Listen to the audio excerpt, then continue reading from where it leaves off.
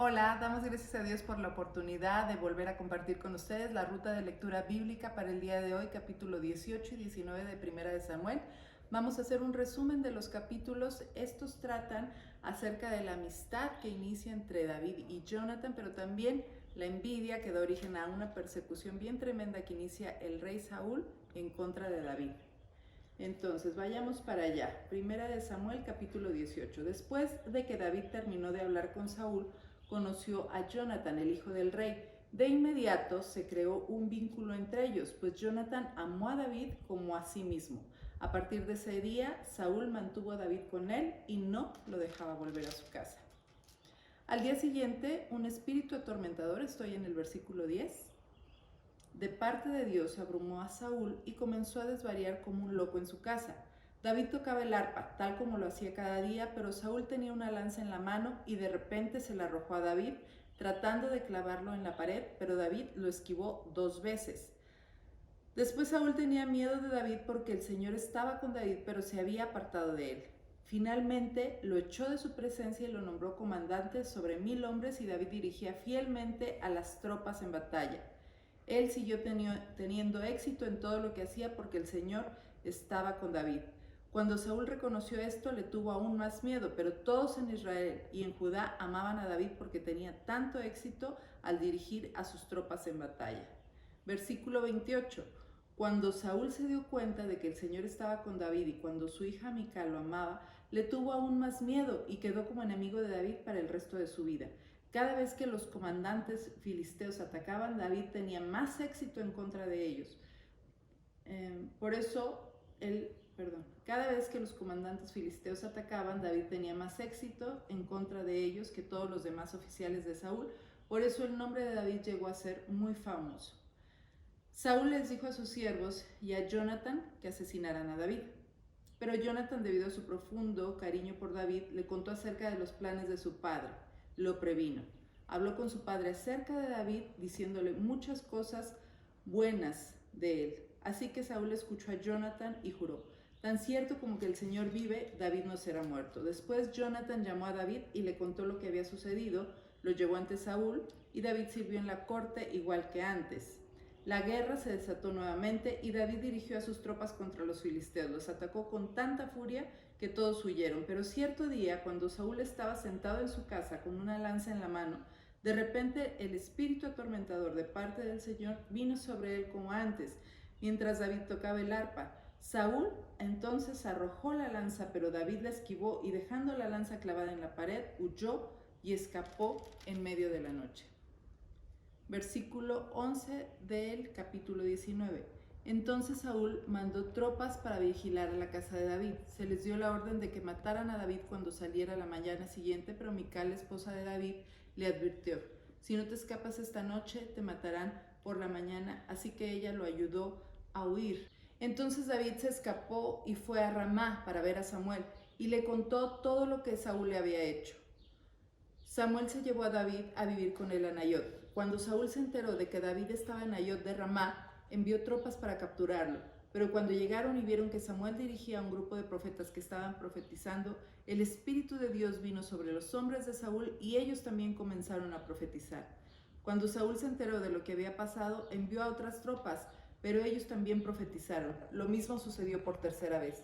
Finalmente Saúl mismo fue a Ramá y llegó al gran pozo en Secú. ¿Dónde están Samuel y David?, preguntó. Están en Nayot de Ramá, le informó alguien. Pero camino a Nayot de Ramá, el Espíritu de Dios vino incluso sobre Saúl y él también comenzó a profetizar por todo el camino hasta Nayot.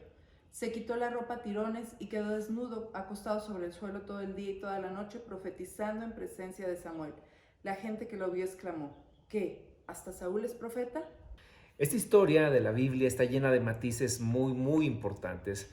Drama, amistad, envidia, confianza en Dios, amigos. Bien, y es muy enriquecedor poder profundizar en ella y estudiarla y encontrar un consejo de Dios para nuestra vida. David está siendo perseguido a muerte por su enemigo, y su enemigo es el rey de Israel. Entonces, vaya enemigo que tenía David. ¿Qué hizo David cuando tuvo que escapar y huir de este enemigo tan poderoso? Bueno, él fue con el profeta, fue con Samuel. Cuando nosotros nos encontramos en alguna situación en nuestra vida en la cual parece que no le caemos bien a la gente, no podemos caerle bien a todo el mundo, pero hay gente que va más allá de que no le caes bien y tal vez quieren hacerte daño. ¿Qué hacer en ese tipo de circunstancias que podrían venir en cualquier persona que esté escuchando este mensaje? Bueno, acudir a Dios. David fue con el profeta a buscar una palabra de Dios, un consejo de Dios. Nosotros hoy tenemos la palabra profética más segura, a la cual hacemos bien en estar atentos como una antorcha que alumbra en medio de la oscuridad, que es la palabra de Dios. Tenemos también a nuestros pastores, nuestros líderes en la congregación que pueden darnos un consejo sabio para saber qué hacer en tiempos de persecución. Hay persecuciones que tienen que ver con personas hacia nosotros, pero también hay persecuciones espirituales en algunos momentos de la vida. Siempre Dios tendrá para ti la protección y el consejo que pueda ayudarte a mantenerte firme en la fe.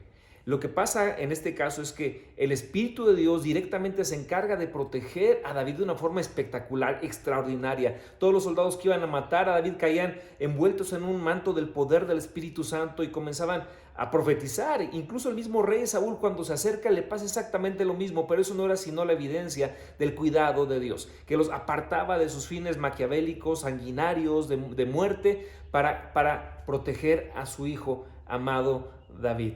Qué importante es escuchar el consejo de la palabra de Dios. Cuando alguien te persigue, cuando alguien te quiere hacer daño, muchas veces la primera reacción que tenemos en nosotros es la defensa personal y a ver cómo hacemos para solamente nuestra capacidad huir de eso. No. Algunos otros piensan en la revancha y desquitarse. Bueno, si me hace, yo le haré esto. No es así como se resuelven las cosas. Dios dice, déjame a mí la venganza, yo daré el pago. Pero cuando te sientas asediado por el enemigo, busca a Dios.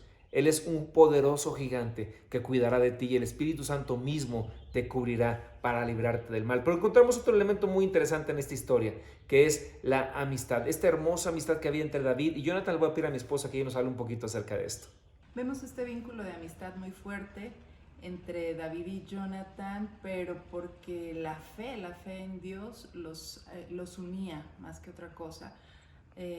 Jonathan es probado de parte de Saúl porque le dice, mira, persigue, destruye, mata a David, y Jonathan decide obedecer a Dios antes que a los hombres. Sí es verdad que Dios pide de los hijos que honren a su padre y a su madre, que les obedezcan, pero en este caso, ante esa petición que transgrede los principios, los mandatos de Dios, Jonathan decide ser fiel a Dios y entonces antepone la verdad de Dios aún ante las exigencias de su papá, y se muestra leal ante su amigo.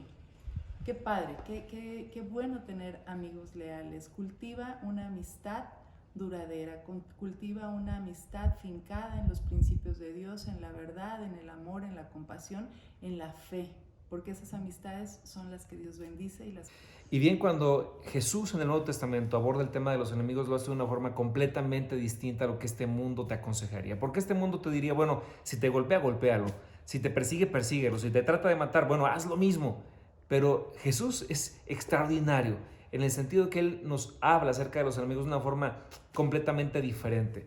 Él dijo, pero yo os digo, amad a vuestros enemigos, bendecid a los que os maldicen, haced bien a los que los aborrecen y oren por los que los ultrajan y los persiguen, para que seáis hijos de vuestro Padre que está en los cielos. Otra versión dice, para que se parezcan a vuestro Padre que está en los cielos, que hace salir su sol sobre malos y buenos y que hace llover sobre justos e injustos. Porque si aman solamente a los que los aman, ¿qué recompensa tendréis? ¿No hacen también lo mismo los publicanos? Y si saludan a vuestros hermanos solamente, ¿qué hacen de más? ¿No hacen también así los gentiles? Sed pues vosotros perfectos, habla de un amor perfecto, como vuestro Padre que está en los cielos es perfecto. Jesús nos enseña a amar a nuestros enemigos, a orar por ellos y a hacerles bien. Es increíble. Esto dirías, es muy difícil, será imposible de hacer. No, cuando tú consideras a un Dios al que ofendimos, al que nosotros llegamos a aborrecer y le dimos la espalda, y aún así nos perdonó, nos amó y nos ha hecho bien, te parecerá hacer fácilmente lo mismo para con la gente que tiene sentimientos contrarios hacia ti. Obedece el Evangelio, porque la recompensa y el gozo que viene a partir de ello es glorioso y extraordinario. Qué bendición ha sido poder compartir contigo en este tiempo la palabra de Dios, en esta ruta de lectura bíblica. Envió Dios su palabra y le sanó. Te bendecimos tu casa, tu familia, tu trabajo, y en este tiempo de adversidad que vive el mundo, dice la palabra de Dios que sobre nosotros será vista su luz, será vista su gloria. Hasta pronto y Dios te bendiga.